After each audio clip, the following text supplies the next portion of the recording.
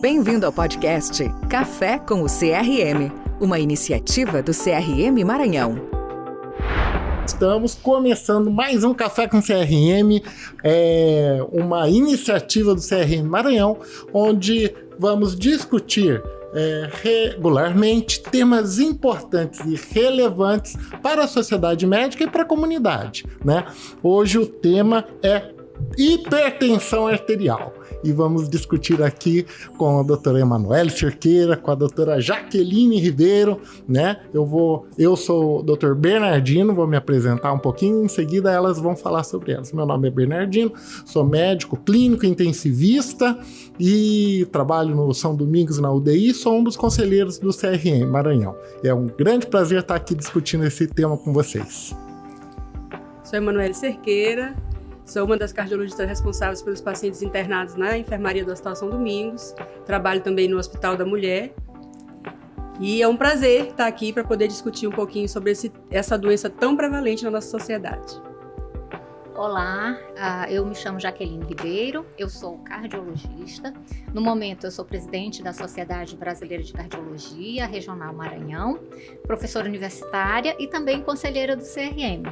E eu quero parabenizar o CRM pela iniciativa por abordar um tema tão importante quanto a hipertensão arterial. Bacana. E a hipertensão arterial tem como um dos fatores de grande relevância a sua prevalência, né? E aí, Jaque, qual é a prevalência que a gente tem na nossa comunidade, na nossa sociedade, da hipertensão arterial? A hipertensão é um verdadeiro problema de saúde pública, né, no mundo inteiro. Então, no Brasil, mais de 30% da população tem hipertensão. E se a gente aumentar a faixa etária acima dos 70 anos, mais de 60% das pessoas têm hipertensão. Então, quando a gente fala em 30%, é a partir de 18 anos. Exatamente. Digamos assim, a partir de 18 anos, em torno de 30% da população brasileira, né? Claro, com 18, 19 a incidência é menor, né? Mas com 60 ou mais, acaba tendo uma frequência maior. A média é em torno de 30%, é isso? Caramba! Muita gente. E Manu, você no seu dia a dia, você vê essa frequência alta de pacientes te procurando por conta de hipertensão ou então internando por conta da hipertensão? Com certeza. Posso dizer que é a patologia mais frequente em consultório, é a hipertensão. E isso acaba se refletindo na internação, mas quando a gente vê as complicações de uma hipertensão não tratada, né? Então, no consultório, eu pego pacientes que faço o diagnóstico ou que vêm com o diagnóstico recém-feito por um colega clínico, por exemplo.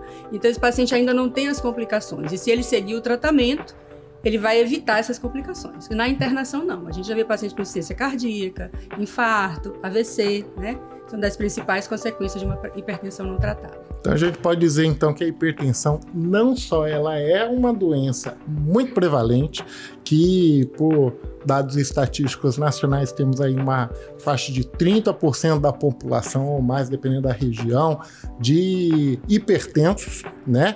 E que ainda por cima isso representa uma das principais doenças de consultório, né? Então, pacientes que procuram consultório por uma doença crônica para acompanhamento, parece que a hipertensão é uma das principais, o carro-chefe, né? E ainda por cima, alguns dados mostram que se a gente levar em consideração medicações de uso crônico, a hipertensão é uma das doenças que mais leva ao uso de medicações de uso crônico, né? Sim. Quem de nós não tem pacientes que fazem uso de antihipertensivos, né? Além de outras medicações, mas o antihipertensivo acaba estando aí no dia a dia desse pessoal, né? Sim. Bom, Manu, se a gente fosse definir para esse vídeo agora, o que você definiria como hipertensão arterial? Hipertensão é o aumento da pressão dentro dos vasos do nosso corpo, né? Aqui a gente está falando principalmente de artérias. E quando aumenta essa pressão dentro do vaso, o coração, que é quem bombeia o sangue através desses vasos, ele precisa fazer mais força, ele precisa trabalhar mais. Por isso que o coração, depois dos vasos, são os principais órgãos acometidos quando você tem uma hipertensão não tratada. Então ali tem a pressão arterial, está diretamente associada ali com com o débito cardíaco, né, com o papel ali do coração, como você estava falando, e com a resistência vascular sistêmica, né? Então, esses dois fatores vão estar impactando, né, Jaque? Isso. E os valores, os limites, como que a gente conduz essa interpretação?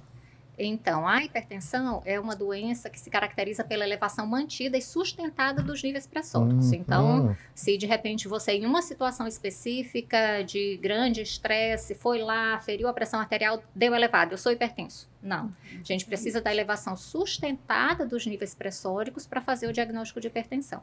E a partir de quanto?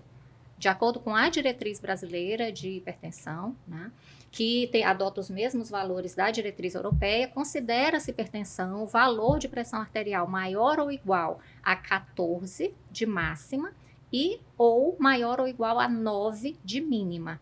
Então, a partir desses valores, a gente considera o indivíduo hipertenso. E esses valores você está usando como referência as últimas diretrizes, isso, que são de 2020, né? Isso. Aqui é interessante, né? E parece que a American Heart propõe um outro nível, né? Então, em 2017, a American Heart fez uma outra proposta, né? Que não acompanhou a diretriz nacional, né? Nem a europeia. E que o que eu achei interessante é que se a gente levar em consideração os níveis propostos pela American Heart, né, que são um pouco mais baixos, né, a gente aumenta mais a incidência ainda. A incidência beira, pasmem, mas beira os 50%, exato, né? Foi o que aconteceu nos Estados Unidos, né? Tipo, a pessoa dormiu normotensa e acordou hipertensa. E chegou aí a 46% de prevalência de hipertensão nos Estados Unidos depois da mudança da classificação, né? Agora, uma coisa que é interessante é que esses valores, eles são completamente arbitrários, né? Então, a diretriz americana, os americanos, na verdade, eles, vez por outra, apresentam essas ideias inovadoras, digamos, né? Lá em 2003, foram eles que introduziram o conceito de pré-hipertensão. Né? E houve aquela polêmica toda, eu vou dizer que o indivíduo não é doente, é pré-doente, enfim, mas com o tempo, o que se demonstrou? Que pacientes que tinham os níveis dentro daqueles valores considerados pré-hipertensos têm, de fato, um risco cardiovascular mais elevado. Tanto que a própria diretriz brasileira incorporou o termo pré-hipertensão. Né? E esses valores vêm muito de quê? Da publicação de um estudo que envolveu mais de 1 milhão de indivíduos, que mostrou que o aumento da pressão arterial a partir de níveis de 110 de sistólica e 75 de diastólica já elevam o risco cardiovascular. Então, o questionamento era, mas então por que a gente espera tanto para considerar hipertenso? Né? E aí, por outro lado, vem a questão de que os estudos que a gente tem que demonstram benefício do tratamento, todos se basearam nesse valor de 14/9. São os valores a partir dos quais os benefícios do tratamento superam os riscos da doença. Então, tem essas duas vertentes, né? Não que uma seja certa e outra errada, mas talvez uma visão diferente sobre a mesma doença. Legal. Então, a gente poderia dizer que hipertensão é aquela doença onde os níveis pressóricos presentes, né, de acordo com os seus limites, podem... aquela doença onde níveis pressóricos iguais a esses limites ou superiores podem mostrar benefícios se controlados, né? Então, se a gente controlar, a gente consegue benefícios em sobrevida e menor risco de lesão em órgão-alvo, né? Sendo que nas diretrizes americanas, essa restrição aí de tolerância, né, é um pouco mais acirrada, né? Bernardino, mas é válido lembrar que mesmo na nossa diretriz brasileira, a gente considera uma pressão ideal menor que 12/8. Legal. É pressão ótima. Né? Tá bom. Então, assim, a gente pode também fazer uma outra discussão aqui que é importante, né? Aquela verificação isolada, né, de pressão. Né? Fiz uma avaliação isolada. Chegou no consultório, o paciente verificou a pressão e está lá com 150/90. Né? Dá para já interpretar esse paciente como hipertenso? Como que seria a forma ideal? Vamos considerar que esse paciente chegou lá no consultório, né? Tá lá na sua consulta, foi atendido, ficou lá mais do que 5 minutos em repouso no seu consultório, verificou a pressão direitinho, com o aparelho calibrado, na direção do coração, com o braço, tudo direitinho, sem tomar, né? sem ter tomado café, sem ter fumado, sem estar com a perna cruzada, enfim, tudo bonitinho. Fez uma verificação e deu lá 150 por 90 esse paciente. Esse paciente tem 55 anos, foi lá na primeira consulta com vocês e falou, doutora, 150 por 90, e agora? Eu sou hipertenso? Não. É a sua primeira consulta com ele. Vamos lá, Manu. Sua primeira consulta com o seu de uma forma geral, o paciente ele chega no nosso consultório, faz a aferição da pressão como tem que ser feita, como tu acabaste de falar perfeitamente. Se essa pressão não for acima de 180 por 110, a gente dificilmente vai taxar esse paciente como hipertenso verdadeiro numa primeira consulta, né? Habitualmente a gente faz 2 ou 3 aferições dessa pressão nessa primeira consulta e depois a gente vai querer ver novamente como este paciente em outro momento, em outra consulta, vai estar com essa pressão. Né? Existem algumas possibilidades, ele pode estar um pouco nervoso, ansioso, porque está na consulta, é o que a gente chama de efeito do avental branco, né? Que depois nós podemos até diagnosticar a hipertensão do avental branco. Enfim, então numa única consulta, valores aí intermediários, uma hipertensão leve a moderada, a gente não costuma taxar logo nessa primeira consulta o paciente como hipertenso. Legal, então já que pode ser que esse senhor, seu pirilampo, que apareceu ali na consulta né, da Manu e falou isso, mesmo que ele falasse para você o seguinte, olha, e eu briguei com a minha esposa a semana passada e na discussão eu fiquei com um pouco de dor de cabeça, verifiquei minha pressão num aparelhinho que tinha lá, na hora que eu tava bravo e com dor de cabeça, e a pressão também tinha dado 15 por 9. Ainda assim, você falaria que ele não tem ainda critérios suficientes para ser taxado? Ainda assim. Até porque o fato dele ter discutido, de estar sentindo dor, por si só justifica a elevação da pressão arterial. Então, isso é o que a gente chama de pseudocrise hipertensiva. Bacana, né? bacana. Existe uma situação externa causando a elevação da pressão arterial. Então, a gente viu aí alguns mitos aí, alguns erros de interpretação, né? Afinal de contas, o melhor momento para verificar a pressão não seria naquele momento de viés, né? E é muito comum isso, não é? A gente viu o pessoal querendo verificar a pressão justamente na hora que tá estressado, que acabou de bater o carro e que tá com dor de cabeça, que brigou com o filho e tarará, e interpretando aquilo como um valor real que não dá pra gente levar em consideração, puxando o que você comentou logo no começo, né, que é a média, né, a constância, né, da pressão. Então, e esses valores 140 por 90, eles são valores de consulta em consultório, né? Isso. Teria alguma diferença usando outros recursos daquelas verificações de pressão fora de consultório? Sim. Por exemplo, o mapa? Sim, sim. É interessante destacar que, apesar de hoje em dia muito se falar na importância das medidas feitas fora do consultório, qual é a vantagem? A maior reprodutibilidade dessas medidas. Então, elas são aferições feitas com o indivíduo no seu dia a dia normal, longe do médico, que a gente sabe que tem a influência do avental branco, né? Como assim é chamado. Apesar disso, é interessante a gente saber que as medidas fora de consultório não são acessíveis a todos, e a imensa maioria das informações que a gente tem relacionadas à hipertensão vem de medidas obtidas pela medida de consultório. Tá? Então, é importante que a gente frise a importância da medida correta no consultório, mas a gente hoje já dispõe de outros métodos. Então, para o diagnóstico da hipertensão, se a gente pudesse lançar mão da mapa para todo mundo, seria perfeito. Seria o ideal, né? É a monitorização ambulatorial da pressão arterial, que é aquele aparelhinho que o paciente vai no consultório, na clínica, coloca, fica 24 horas aferindo a sua pressão, dia e noite. Dia e noite. E a partir daí a gente tem tem valores de referência tanto para o dia quanto para a noite, né? Então, quando a gente pega a média de 24 horas, o valor tem que ser menor que 13 por 8. O período da vigília, que é aquele período que o paciente ficou acordado, menor que 13,5 por 8,5. E à noite, a pressão noturna, menor que 12 por 7.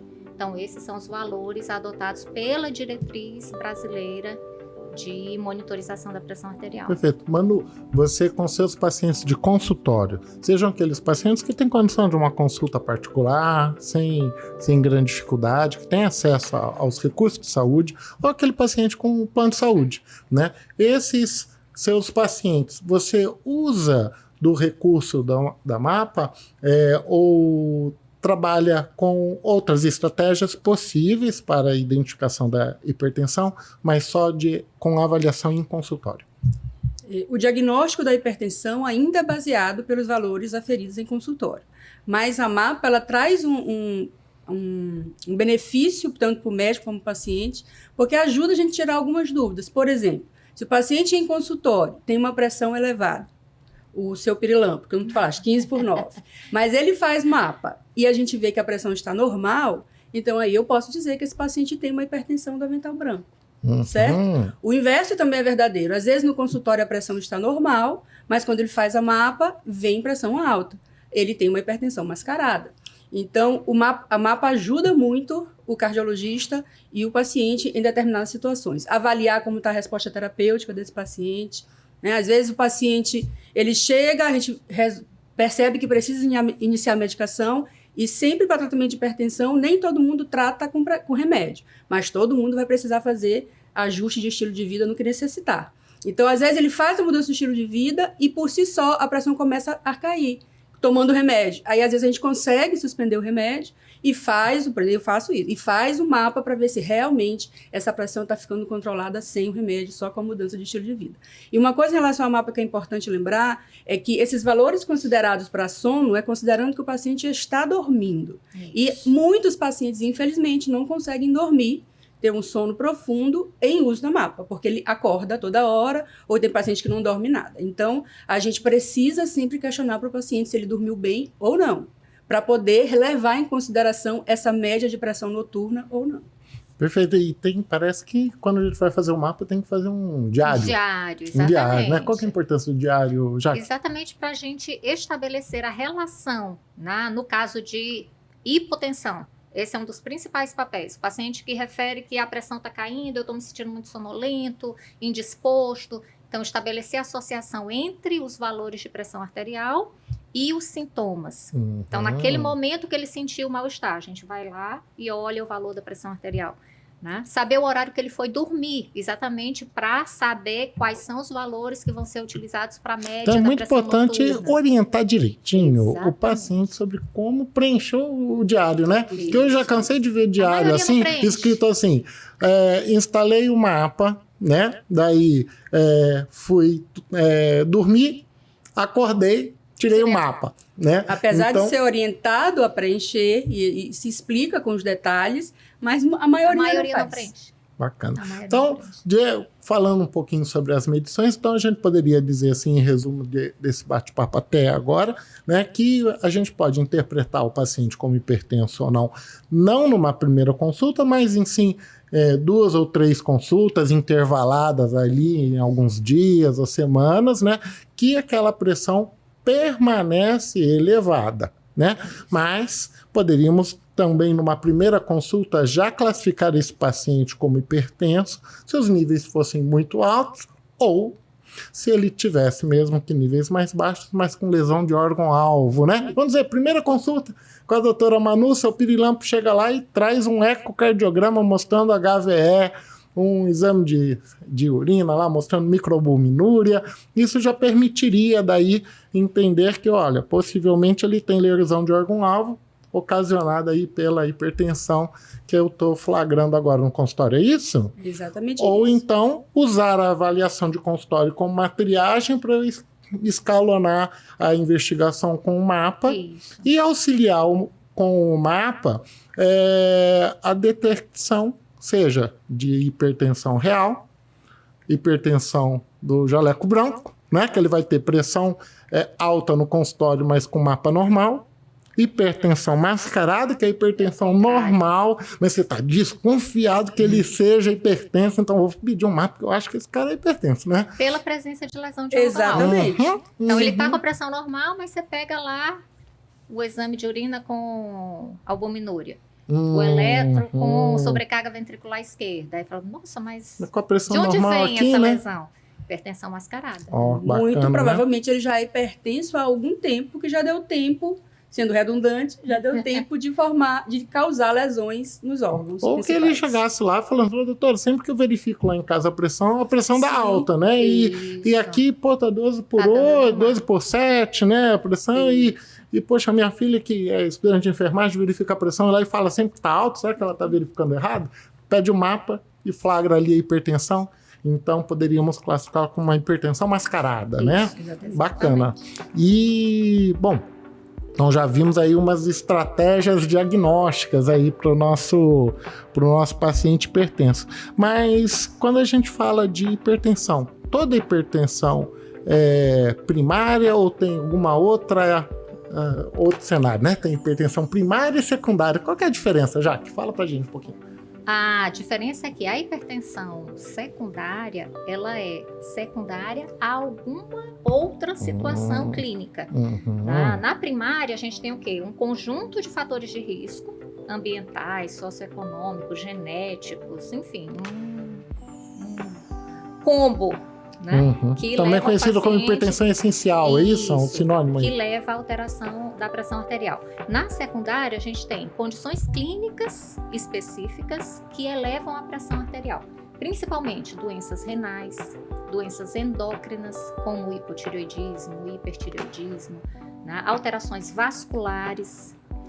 E é extremamente importante fazer o diagnóstico dessas alterações, porque feito o diagnóstico precocemente e oferecido o tratamento adequado, pode-se chegar à cura da hipertensão, porque nesse caso específico ela estava sendo causada por aquela doença que foi tratada.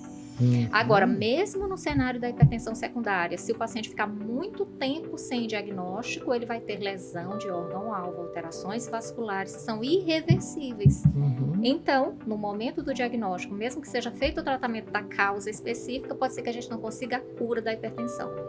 Consegue diminuição do número de medicamentos, enfim, mas a cura, você pode perder ali o timing, né, o tempo de Manu, fazer e quando isso. que desconfiar que a hipertensão é secundária e não primária? Não essencial, mas sim secundária alguma coisa. O que te despertaria esse gatilho? Basicamente, quando essa hipertensão aparece no paciente jovem, né, vamos colocar ali menos que 30 anos, né, ou beirando ali os 30 anos. Tem que procurar alguma outra coisa. Habitualmente, o cardiologista vai procurar alguma coisa.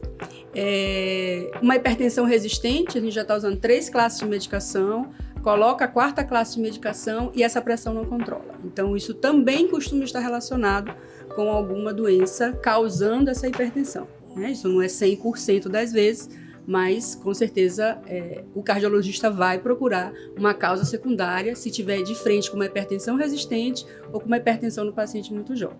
Lembrando que a obesidade, né, é um dos grandes fatores de risco para a hipertensão e a síndrome da apneia obstrutiva do sono, que está cada vez mais prevalente, que uma forma fácil, entre aspas, do paciente suspeitar que tem. Ah, tu tá roncando muito. Ah, fulano ronca. Ah, então precisa investigar, porque a gente sabe que a apneia do sono está relacionada não só com aumento de pressão, mas aumento do risco de ter arritmias, infarto, AVC. Alguns medicamentos poderiam estar sendo a causa dessa hipertensão secundária? O paciente não é hipertenso, mas está tomando medicamento por algum outro fator, alguma outra doença. Isso poderia estar sendo a causa da hipertensão? Com certeza. Você poderia citar algum cenário? Algumas medicações podem elevar a pressão, como o uso de corticoides, né? Muito comum em pacientes que têm alergias de repetição ou que têm doenças reumatológicas. Na asma, exatamente. Uso de anticoncepcional, não é incomum a gente ver mulheres, né, que desenvolvem hipertensão assim que começam a utilizar anticoncepcional, ou às vezes usa muda um pouquinho ali, e às vezes é suficiente para a pessoa passar a ter hipertensão.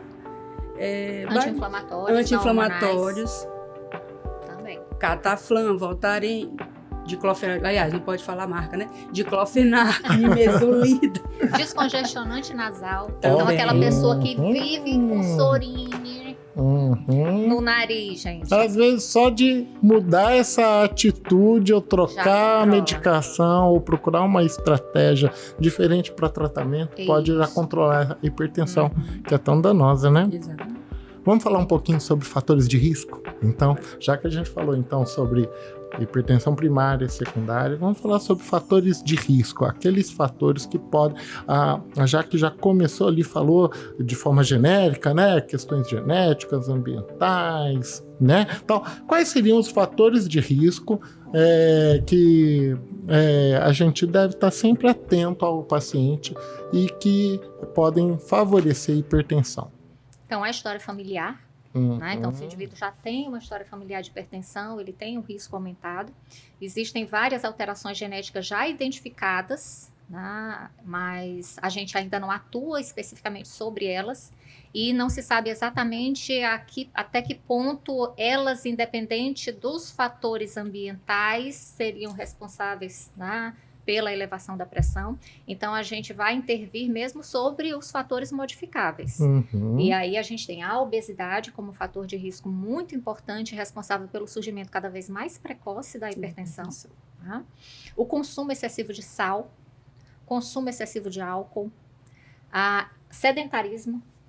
Então, aquela cervejinha com a borda do copo com sal não é uma boa ideia. Não acredito que seja. Né? O avançar da idade é algo que a gente não pode controlar naturalmente. Tá? Então, a história familiar e a idade, o aumento da idade, a gente não tem como controlar. Mas todos esses outros fatores a gente tem como controlar. Né? Então, a pessoa então falamos sobre obesidade, falamos sobre o consumo excessivo de sal, o álcool, atividade física. Então, o sedentarismo seria outro fator de risco, né? E o estresse. E um fator de risco que nos últimos anos tem ganho espaço também, é o sono.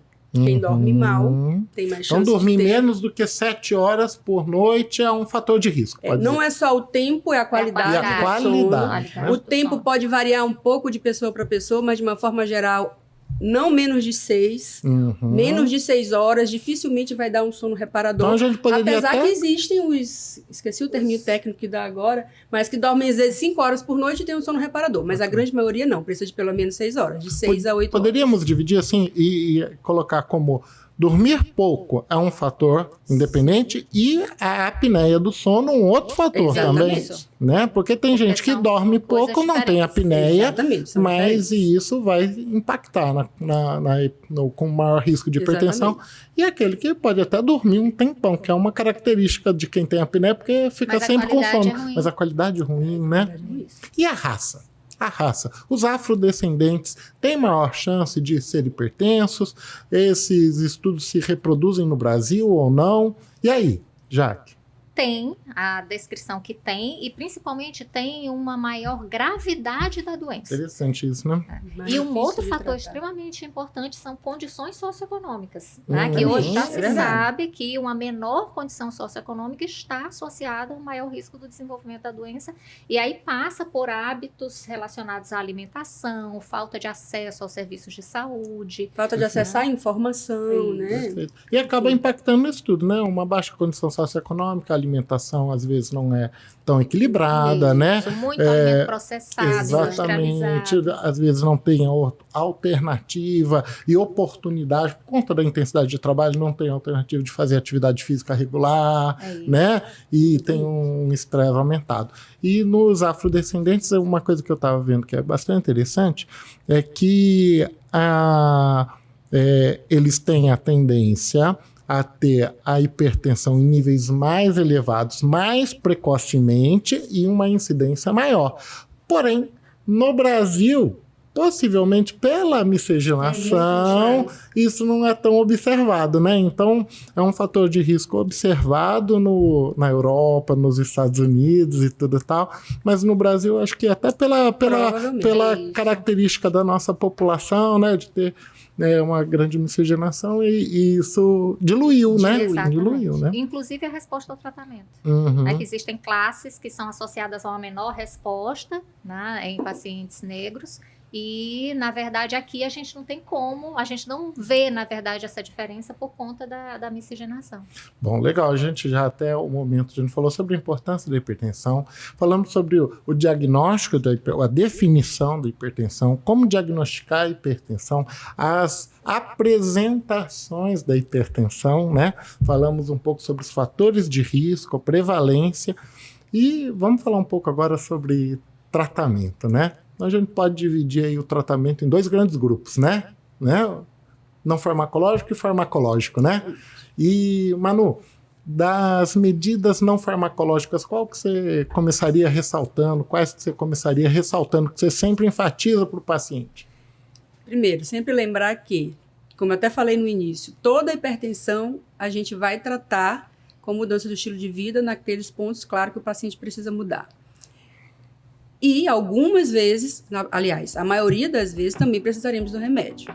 Em relação às medidas não farmacológicas, ou seja, medidas de comportamento, é justamente combater aquilo que a gente discutiu há pouco falando que era fator de risco. Então, tem que ser uma pessoa que, se é sedentário, se torne ativo, praticar atividade física regular.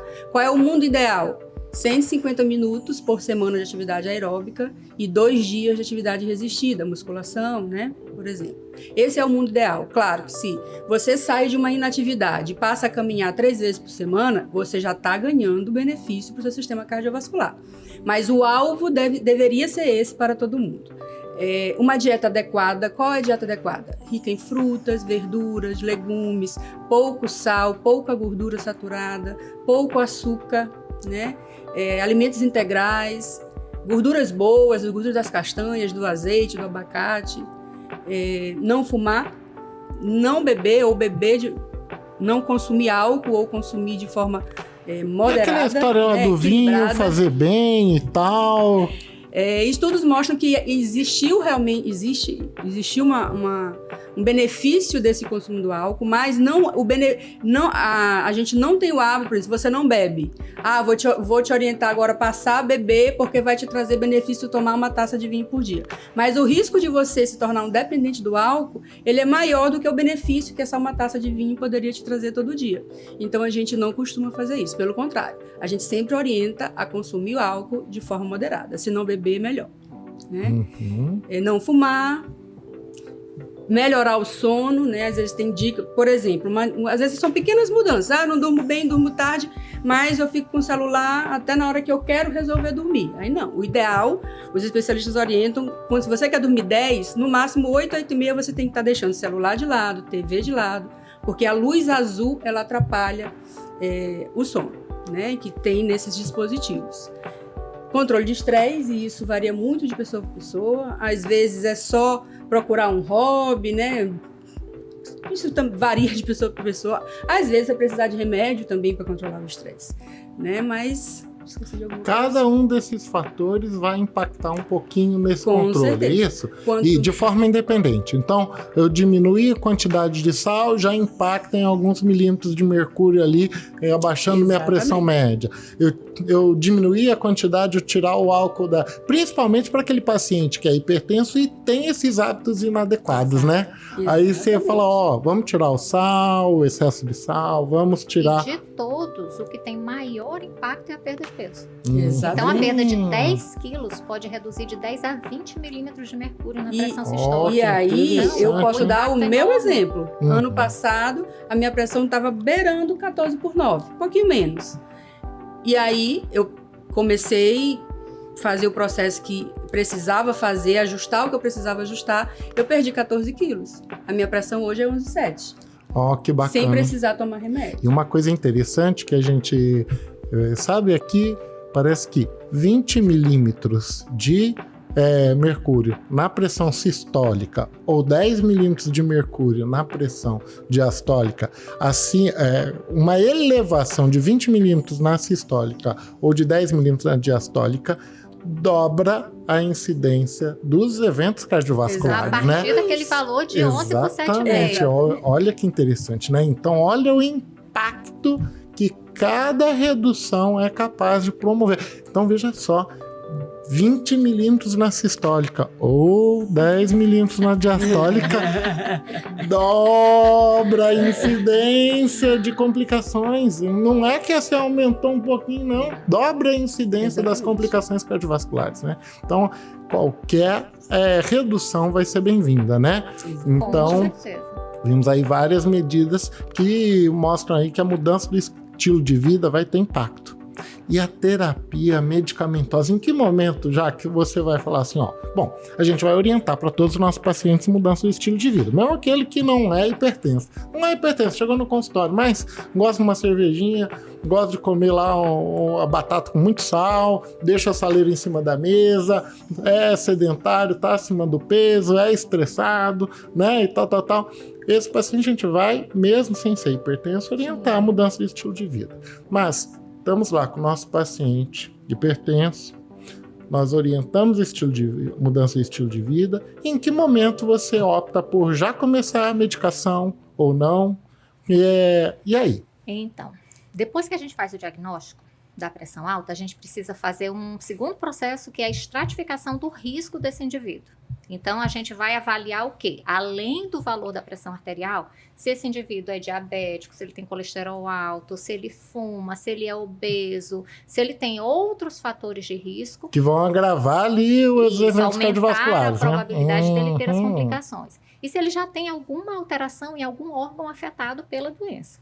Então, a partir da combinação desses fatores, o indivíduo pode ter um risco baixo, médio ou alto de ter as complicações cardiovasculares, como AVC, infarto, doença renal, insuficiência cardíaca. O indivíduo em que a gente começa apenas essas medidas não farmacológicas é aquele de baixo risco. A gente deixa aí por 3 meses e avalia o resultado. Caso ele não atinja a meta, a pressão não normalize com essas intervenções, e os outros indivíduos dos outros grupos, a gente já começa a medicação junto, certo? Então, vai ter um grupo pequeno de pessoas, atualmente, nos quais a gente vai deixar só essa medida não farmacológica. Na sua experiência, no seu dia a dia, como que tem sido a adesão? Você acha que a população lá, quando é orientada na mudança de estilo de vida, como medida única, tem feito a mudança do estilo de vida? 3 meses depois, quando volta, aderiu? Infelizmente, a maioria não. Ou mudou uma coisinha ou outra só, né? Aqueles que de fato aderem têm um resultado maravilhoso. Têm um resultado fantástico. Agora, infelizmente, o que eu vejo é que as pessoas não priorizam o cuidado com a própria saúde. E acham que é mais fácil tomar um remédio do que fazer todas essas mudanças, né? Mas vamos lembrar que a medicação sozinha, ela não leva ao resultado adequado. E muitas vezes, o que vai acontecer? A necessidade de 2, 3, 4 medicamentos que podem ter algum impacto até na qualidade de vida dessa pessoa, com aparecimento de efeitos adversos. E a mudança do estilo de vida traria benefícios muito além do controle da pressão arterial. Exatamente. Temos várias classes de antihipertensivos, né? Então, temos várias classes, né? Os inibidores da ECA, os BRA, beta-bloqueadores, vasodilatadores, diuréticos, enfim. Manu, como que você costuma manejar essas classes? Tem alguma regrinha que você segue, alguma orientação que você costuma seguir? Ou vai variando paciente a paciente? Como que? Bem, varia bastante, mas de uma forma geral, como eu faço. Se o paciente ele precisa já iniciar a medicação numa primeira consulta, claro que a quantidade de antihipertensivo que a gente começa, só um ou associação de 2 ou mais classes, também depende do nível que essa pressão está. Mas, de uma forma geral, eu começo pelo IECA ou BRA, né? BRA, valsartana, losartana, candesartana, IECA, enalapril, ramipril, enfim, perindopril. E no segundo momento... Tô vendo que essas alternativas que você sugeriu, né? Você até começou a falar captopril, depois parou e tal, mas são alternativas de maior duração, né? Eu acho que deve ter algum propósito aí, né? Vamos falar do captopril, né? O captopril você tem que tomar de 8 em 8 horas. Então, isso já diminui a chance do paciente aderir. Né? Muito comprimido, né? Exatamente. Então, o melhor é um comprimido que o paciente possa tomar uma vez por dia. A adesão vai ser melhor. A adesão vai ser melhor. Entendeu? Aí depois começa a pensar também em paciente idoso. Eu não gosto muito de usar diurético tiazídico em paciente muito idoso. Por quê? Porque faz mais hipopotassemia, né? Distúrbios hidroeletrolíticos. E a gente tem os bloqueadores de canais de cálcio de longa duração, né? Que também é uma excelente classe de antihipertensivo. Se usou essas 3 classes e o paciente ainda está hipertenso, vem a hipertensão resistente, a quarta droga costuma ser a espironolactona, para depois partir para as outras, né? Como clonidina, metildopa, enfim. Ok, e o beta-bloqueador? Assim, o beta-bloqueador, ele é importante em casos específicos, mas como droga antihipertensiva, não é a melhor classe, porque o efeito antihipertensivo dele não é tão grande, tá? Então, é um paciente que já é taquicárdia, chega no consultório com frequência de 90, né? A gente vai começar antihipertensivos que habitualmente podem elevar também um pouco a frequência cardíaca. Então, aí a gente pensa em fazer, mas a gente sabe que, inclusive é uma classe que eu gosto bastante, tá? Então, se o paciente tem insuficiência cardíaca, né? A gente é obrigado, na verdade, a pensar no beta-bloqueador, mas ele isolado para tratar a hipertensão, não. Ele vem como uma alternativa ou em determinados casos bem específicos, entendeu? Você podia dizer que como monoterapia inicial, geralmente começa ali pelo IE-COBRA e, havendo a necessidade da combinação, partiria então para uma associação com diurético ou então antagonista de canal de cálcio, e em situações mais peculiares optar por uma metildopa, né, na gestante de repente, ou um beta-bloqueador em um caso mais específico, coronariopatia, insuficiência cardíaca e tal, né? Já que, agora, sim, uma observação em relação ao tratamento farmacológico é que pouquíssimas pessoas devem ter o seu tratamento iniciado com monoterapia, gente.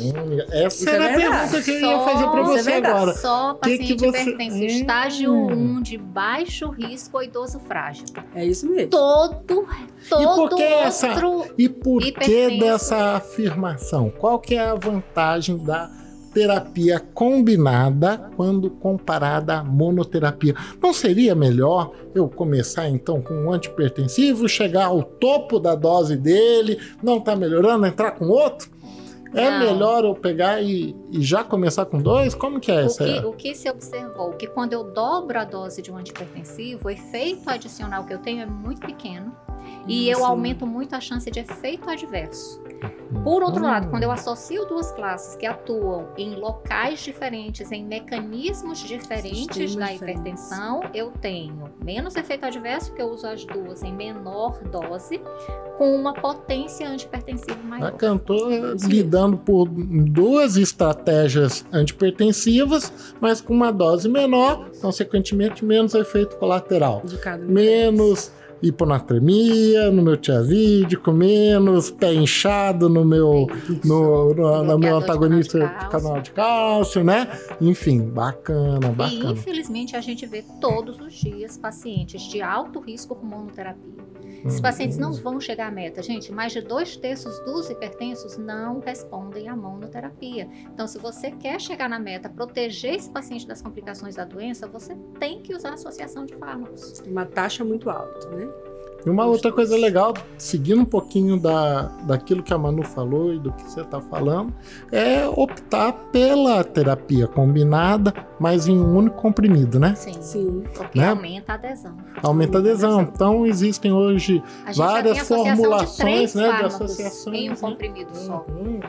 Perfeito, muito bom. Bom, tá. Então a gente falou agora sobre o tratamento, tanto medicamentoso quanto não medicamentoso, não farmacológico, né? E, poxa vida, qual é a importância da gente tratar esse paciente? Quais são as complicações que podem aparecer no paciente? Quais seriam essas tais lesões de órgão-alvo que a gente tanto teme, né? E como que isso pode se manifestar aí no dia a dia desse paciente? Vamos lá, Manu, fala um pouquinho sobre isso. A hipertensão ela é uma das principais causas, quando ela não controlada, é evidente, de infarto, Na verdade, a aterosclerose, né? Que a aterosclerose é o processo de formação de placas de gordura na parede das artérias, vai entupindo esses vasos, envelhecendo a artéria de forma mais precoce, que leva a infarto, AVC. Paciente que tem uma hipertensão não controlada pode perder a funcionalidade do rim, né? Lembrar que o rim, ele tem vasinhos muito pequenos, né? As arteríolas, que vai ser mais facilmente agredida se a pressão estiver muito alta dentro dela. Então, o paciente perde a função renal, o paciente pode perder a visão por lesões das artérias da retina também. Mais. Então a gente tem aí a insuficiência cardíaca, uma das principais causas de insuficiência cardíaca. A hipertrofia ventricular, a coronariopatia, a insuficiência cardíaca, a nefroesclerose hipertensiva, né? Tem aí a retinopatia hipertensiva, os acidentes vasculares cerebrais, tanto isquêmico quanto hemorrágico pode ser favorecido pela hipertensão ou é só isquêmico?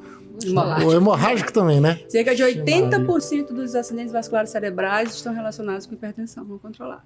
Certo. Se ele for diabético ainda, aí bagunça mais ainda. É interessante a gente destacar que a hipertensão é o principal fator de risco para a doença cardiovascular.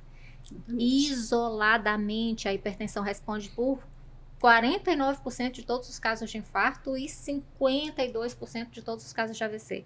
Então, ela sozinha, quando a gente avalia os dados mundiais relacionados à causa de morte, então as doenças cardiovasculares são a principal causa de morte e dentro desse conjunto a hipertensão é o principal fator de risco.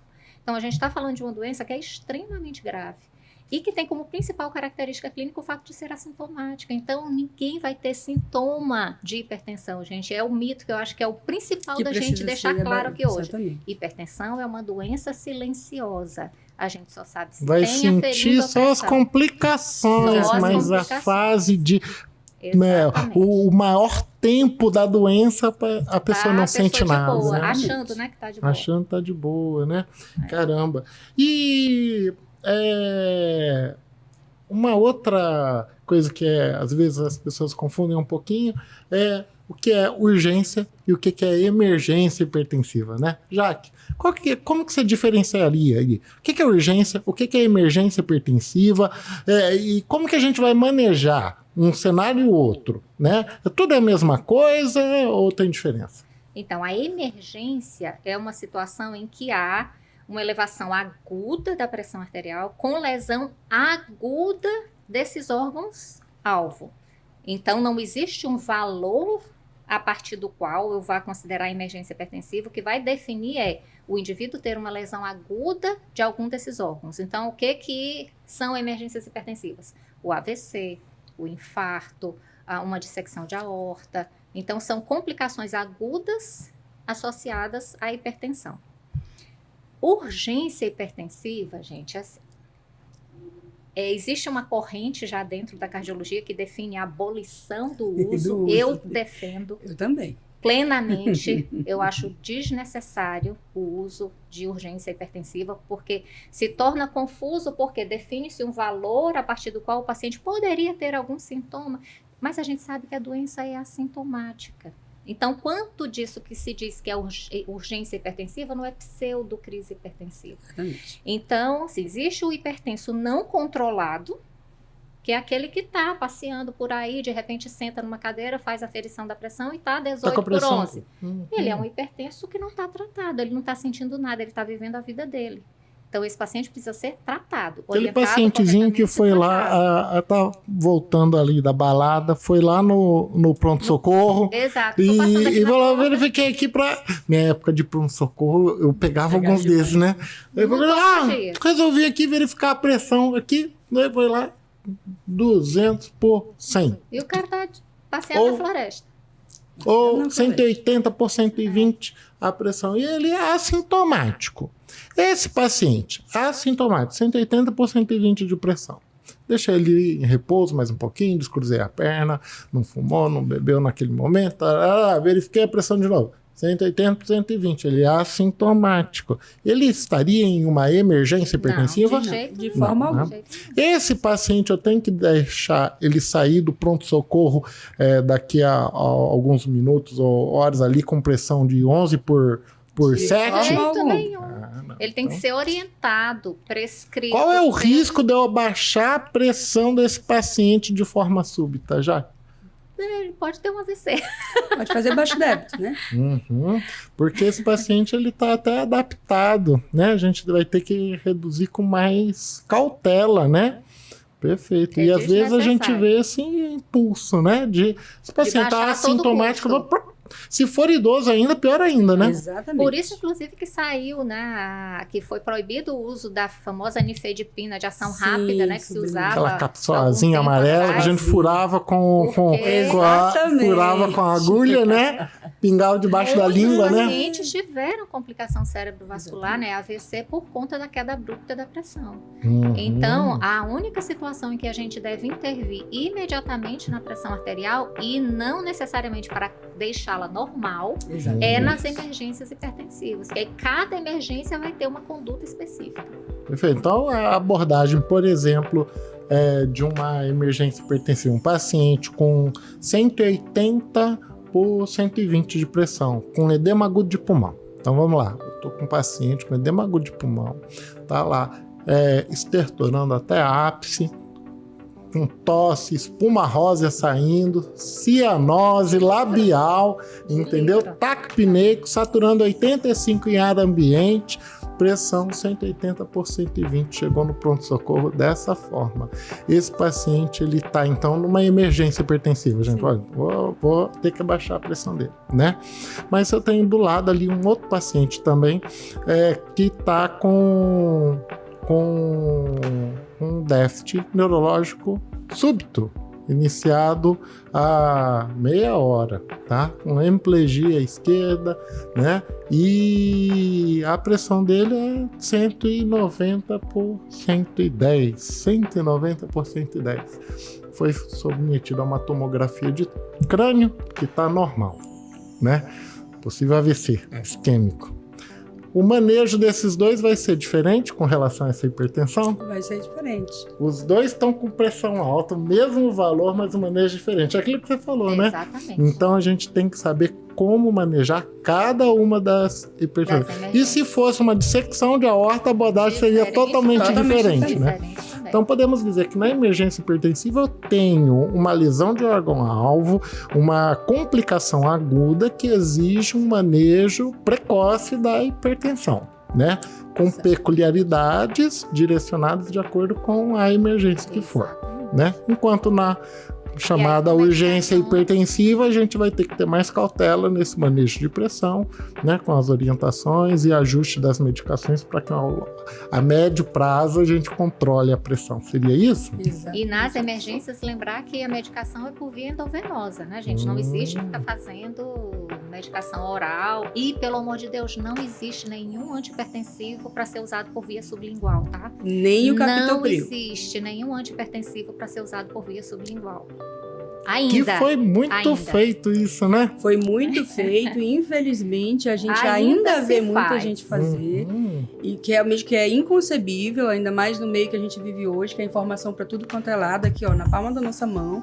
Então, é um absurdo se fazer captopril sublingual no dia Eu de hoje. lembro ainda das idas ao pronto-socorro, né? Na época de estagiário lá, de medicina, aí a gente chegava lá, aquela vozinha sequinha, né? Que hipertensa, daí você chegava, ela levantava a língua dela, tinha uns 2 comprimidinhos de captopia Ficava lá pra inteiro, sempre, né? pra sempre, Ia né? ficar lá pra sempre. Ficava lá pra sempre, ela tava seca, ela já tinha tomado furosemida, né?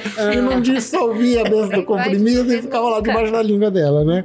Bom, tá, a gente falou agora um pouco sobre o tratamento, sobre as complicações, né?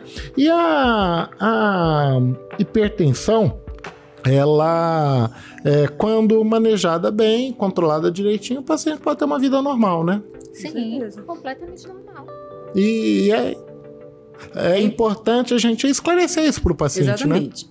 Acredito que não é fácil para ninguém receber o diagnóstico de uma doença crônica. Quem é hipertenso, sempre hipertenso. Quem é hipertenso, sempre hipertenso. A diferença é que ele vai passar a ser um hipertenso controlado. A maioria das vezes ele vai precisar de remédio para controlar a sua pressão. Mesmo que seja um paciente que a gente consiga controlar a pressão só com medidas de estilo de vida, mudança de estilo de vida, ele ainda vai ser um hipertenso controlado. né? Então, o paciente ele precisa ter consciência, primeiro, de que ele tem uma doença crônica, uma doença que pode trazer sérios problemas para a vida dele, como a gente falou aqui, né? Sérias complicações. E quando ele consegue assimilar esse conceito e entender que ele é doente, vai ser mais fácil também ele contribuir no tratamento. Mas sabendo que se ele faz a parte dele e se essa pressão passa a ser controlada, ele vai ter uma vida normal, né? E isso é muito importante. Infelizmente, como a Jaqueline falou, a minoria dos pacientes aderem à mudança do estilo de vida. Mas quando eles aderem, a mudança ela é imensa. Por quê? Porque justamente vai muito além do controle pressório. Ele passa a dormir melhor, ele controla o estresse melhor, ele controla a glicemia, se ele for uma glicemia ali só discretamente alterada também. Enfim. Melhor autoestima, melhor, exatamente. Ou a família tem algum papel nesse manejo e melhor adesão e tratamento da hipertensão, já que você acha que é importante uma educação e orientação da esposa, dos filhos, ou a responsabilidade é só? Sim, sem dúvida. Até porque essas mudanças, elas devem ser compartilhadas. Então, é muito complicado a pessoa que precisa perder peso, chega em casa, a geladeira está cheia de gordice. Exatamente. Né?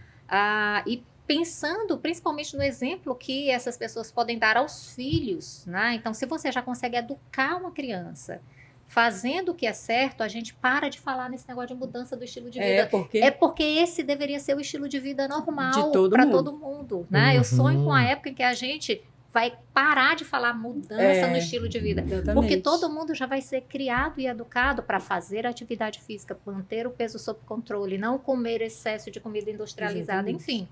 Então, a família é importante nesse sentido, né? De promover, facilitar, tornar aquele ambiente adequado para que a pessoa consiga implementar. É igual levar o alcoólatra pro barzinho para não dar certo, né? Chegar em casa, tem que comer verdura, e a família tá comendo pizza e hambúrguer, é muito difícil, né? Então ter a família toda, né, Manu, junta na mesma estratégia ajuda. O estilo de vida adequado, ele não é só para o tratamento, ele é principalmente para prevenção. Isso. Então, quando a família passa a ter um estilo de vida, se não tinha, passa a ter um estilo de vida adequado, o benefício não vai ser só para o hipertenso da casa ou para o diabético da casa. O benefício vai ser para a família toda. Exatamente.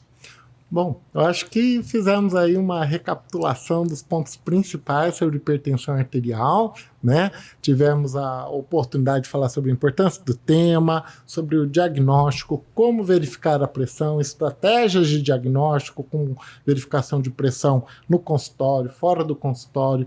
Vimos aí a diferença de hipertensão primária para secundária, falamos sobre os fatores de risco, falamos sobre as estratégias de tratamento, tanto não farmacológico quanto farmacológico.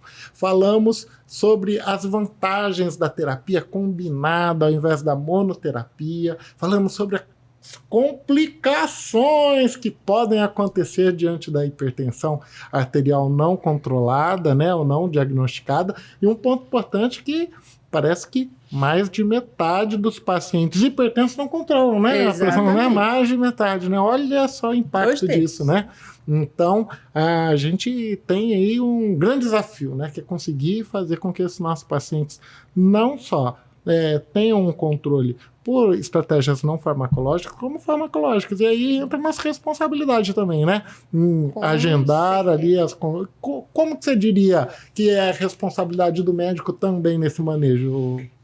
Durante muito tempo, quando a gente falava de falta de adesão ao tratamento da hipertensão, a culpa recaía sempre sobre o paciente, né? Porque o paciente não adere, porque o paciente não toma a medicação, porque o paciente isso, aquilo. Eu acho que a gente tem que abordar um assunto extremamente importante, que é a inércia terapêutica.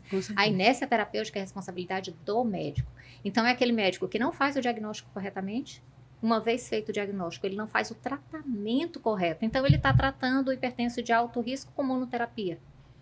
Exatamente. Ele está tratando o hipertenso que já tem lesão de órgão-alvo com monoterapia. Ele não sabe diferenciar quais os benefícios das diferentes classes para o seu perfil de paciente.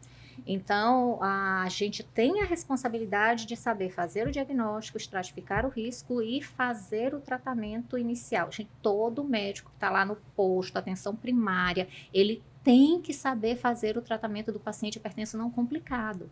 O paciente, para chegar aqui ao cardiologista, deve ser o complicado, aquele com lesão de órgão-alvo, hipertenso estágio 3, o hipertenso refratário. Então, tratar pressão alta não precisa ser pelo cardiologista. Ainda mais quando a gente fala em SUS. É muito comum, infelizmente, eu sou médica da prefeitura, trabalho no Hospital da Mulher, faço consultório lá, inclusive.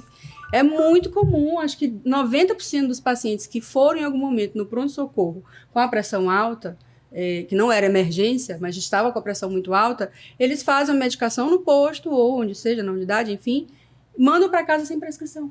O paciente chega no consultório com os mesmos 18/12, 20/13. Doutor, eu não sinto nada. Não vai sentir. Que a maioria das vezes é o quê? É uma doença silenciosa. Lembrando que mais ou menos 50% dos hipertensos brasileiros não sabem que são hipertensos. Então, nós precisamos, sim, verificar a pressão de forma regular.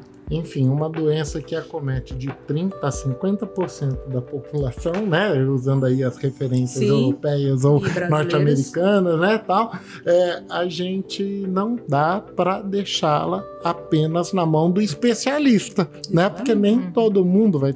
É uma doença que todo médico tem que manejar, né? Principalmente o generalista, não é verdade? Exatamente. Jaque, se fosse para você agora dar uma mensagem final, né? Para o nosso colega médico que está aqui assistindo, nos prestigiando nesse podcast, né, sobre hipertensão, sobre a hipertensão, sobre o manejo. O que você falaria, então, dessa mensagem final para o nosso colega médico? Bom, o ponto inicial, fazer a aferição correta da pressão arterial. Então, se você não faz a aferição correta, você não vai fazer o diagnóstico correto. Se você usa um aparelho aneroide, você tem que ter todo o cuidado com relação à calibração do aparelho, o uso do manguito adequado para a circunferência do braço do indivíduo, orientar o paciente corretamente em relação a isso. Feito o diagnóstico, fazer a estratificação de risco e, a partir daí, programar o tratamento do seu paciente de acordo com o risco. Isso é fundamental. Até porque, se você não define qual é o risco, você não define a meta para aquele paciente. E o paciente tem que saber, doutor, quanto é que eu vou ter a minha pressão controlada? Quanto que a minha pressão vai estar controlada? Então, isso tudo passa pela estratificação de risco. Então, eu acho que a principal orientação aí para todo mundo que lida com paciente hipertenso é estudar a hipertensão e se manter atualizado no tratamento da hipertensão, para oferecer um bom tratamento ao seu paciente. Bacana. Manu, qual a sua mensagem final para o nosso colega médico, seja generalista ou não, que está assistindo, nos prestigiando aí? Complementando o que a Jaqueline acabou de falar, ela falou do pilar principal, que é o diagnóstico e o tratamento adequado medicamentoso, e quero relembrar sobre a questão do estilo de vida. É importante que o médico também saiba quais são os fatores, qual é o estilo de vida adequado, não só para tratar, mas para prevenir uma hipertensão, e que também possa agir, que também possa orientar de forma adequada o paciente, porque isso pode fazer muita diferença. Perfeito. A minha mensagem para o colega seria de não deixe de educar os nossos pacientes. Eu costumo estudar muito ali pelo UpToDate e eu acho muito legal que quem usa com frequência deve ter já reparado que em cada capítulo tem no finalzinho tem lá um texto de informações ao paciente. É como educá-lo, né? E com uma linguagem simples para o paciente.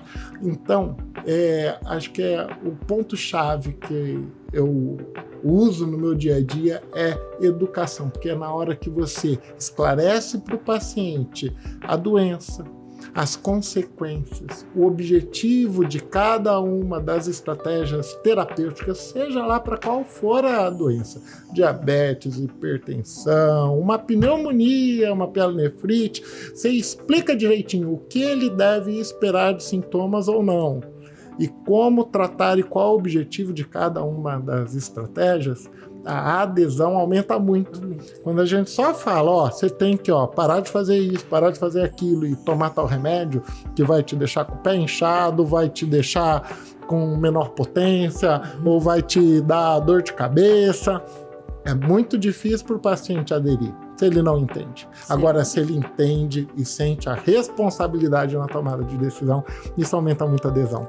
Bom, eu quero agradecer a presença de cada um de vocês aí assistindo esse podcast, né, que dedicaram aí alguns minutos do seu dia aí para assistir o podcast.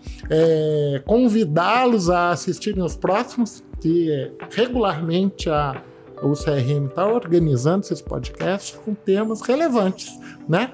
Então, Jaque, se despeça aí dos nossos amigos. Bom, foi um prazer participar, né, aqui do podcast e que venham os próximos. Perfeito. Manu? Agradecer pelo convite, né, e dizer que realmente foi uma honra poder participar e compartilhar conhecimento aqui com vocês. Bacana, foi um prazer. Então, um tchauzinho ali para a câmera. Até mais, tchau, gente. tchau. Até a próxima. Café com o CRM Maranhão. Seja bem-vindo ao podcast dos médicos e médicas maranhenses.